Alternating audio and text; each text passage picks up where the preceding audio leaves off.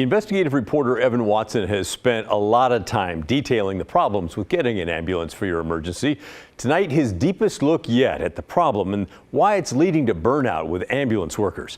Evan Watson joins me now. Evan, what have you discovered? Well, Pat, this is the story that just doesn't go away, right? And what we did here was through a records request, found information on level 0. That's when 0 ambulances are available to be dispatched out to an emergency call, a product of an overstressed or understaffed system. In this level 0 data, we found that there were 15,000 calls, nearly 15,000 times, where dispatchers didn't have an available ambulance to send. Fire crews responded, but someone needing treatment in an ambulance or fast transport to the hospital, they were forced to wait. On average, it took 9.5 minutes for a dispatcher to just assign an ambulance in these cases, and then even longer for the ambulance to get to that emergency. Wow, those are kind of shocking numbers. And then I'm sure you broke it down even more. Yeah, through yet another records request, I wanted to look at the worst times to call for an ambulance in Multnomah County. And that's what we found out. 911 call data shows Friday is the worst day, and Friday and Saturday nights are the worst times to call for an ambulance. You can see that here in this heat map. There were more level 0 incidents on these weekend nights than any other time throughout the week. High call volume is a major factor, but it's not everything. These weekend evening level 0 calls include the death of Robert Ketchum, a Portland man who was crossing the street in a wheelchair when he was killed by a hit-and-run driver. He died at the scene waiting 32 minutes for an ambulance to arrive. Interestingly, the next worst time to call for an ambulance was Tuesday morning from 9 to 11. That 2-hour block produced more level 0 calls than any other time throughout the week. And it's not immediately clear why, but it shows it's not always better if your emergency just happens to happen on a non-weekend evening. Wow, yeah. And with all those stats, I'm sure this is leading to a lot of the paramedics working just really long hours. Yeah, they're picking up 12, 13, 14, 15, 16-hour shifts, and burnout is a really big problem. Yeah. As a paramedic in Multnomah County, Eli Kihlstrom prepares for anything. In this job, you try your best to understand your capabilities. We can't unshoot somebody. We can't unsmoke a pack a day for 30 years, and I can't make there be more ambulances. AMR, the county's ambulance provider, is severely understaffed. Response times are far below county standards and getting worse.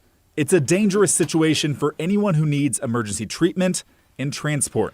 Paramedics are picking up extra shifts in a tough job. You could go from a shooting to a birth to it's too cold to live outside. That means burnout is now a big problem. There's not enough paramedics. Everybody is tired, but we're dealing with it the best we can. What have you heard from other people who have either left the profession or the field or are considering leaving? That they just can't do it anymore. That they're exhausted. They're not able to spend time with their family. AMR knows this. Vice President Randy Lauer, a longtime paramedic turned boss, admits this is a different kind of pressure. I couldn't imagine being a paramedic in the system now. Of course, they're a lot younger than I am, but I don't think I could handle the workload and the stress of this system the way it is now. AMR is offering hiring incentives and scholarships to attract more paramedics, but it's not working. KGW acquired AMR staffing data from 2023. It shows paramedic turnover outpaced hiring. AMR brought in 32 paramedics last year. It lost 44. I fear we're going to see more of this until something changes. Why is that? Just because the staffing is still going the wrong way, we're able to deploy fewer ambulances than we were 6 months ago. That's likely to continue for a while. We don't see it shifting. So I think I've said before, we're in crisis headed to catastrophe. Paramedics like Kihlstrom are left to pick up the slack as shifts stretch to 14 hours or longer. It's very easy to see why people would be looking for a different place to work. Meanwhile, Kihlstrom recognizes that people all over Multnomah County are waiting for an ambulance to arrive in their most critical moments, something he feels sorry for, even if he can't change it. There are a lot of things that are outside of our control, including how many calls there are and the severity of those calls. We are doing our best. We very, very much appreciate your patience, and we're very sorry that we aren't able to serve you in a more timely manner. Multnomah County EMS Director Dr. John Jew told Commissioner Sharon Myron that a system-wide review is warranted. But the county won't budge on its requirement that ambulances be staffed by 2 highly trained paramedics. AMR blames that strict requirement for its staffing struggles. The company did manage to add EMTs in Multnomah County last year. EMTs have less training than paramedics, but that means they aren't allowed to respond to life-threatening emergencies in the county. The shortage of paramedics means dispatchers answer more than 1,000 911 calls every month where they don't have an available ambulance to send. We are just as frustrated as you are in terms of the challenges that we are facing that we do not currently have the tools to solve.